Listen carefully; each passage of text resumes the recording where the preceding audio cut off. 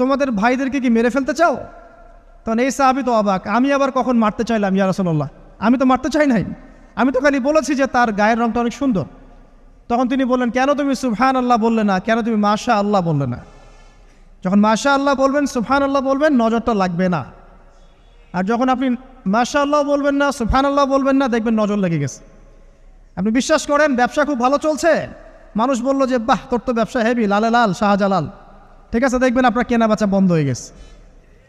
এরকম হবে, আমার কথাটা বিশ্বাস করেন। এটা কিন্তু সায়েন্স প্রমাণ করতে পারবেন না, আল্লাহ এবং তার রাসূল বলেছেন, তার উপরে কোনো সত্য নেই। আছে সূরা কাহফ 29 নম্বর আয়াত পড়ে দেখেন, আল্লাহ পাক বলছেন, ওয়াকুলিল হাক্কু মির রাব্বিকুম, সত্য সেটাই যা তোমার রবের পক্ষ থেকে আসে। ফামান শাআ ফালইউমিন, যার ইচ্ছা হয় বিশ্বাস করুক, ওয়ামান শাআ ফালইয়াকফুর, যার ইচ্ছা হয় সে অস্বীকার করুক। এই কারণে আমরা বলি ফেসবুকে এত বেশি ছবি দেওয়া, এই আই ওয়াশ করা, এই যে শোডাউন করা,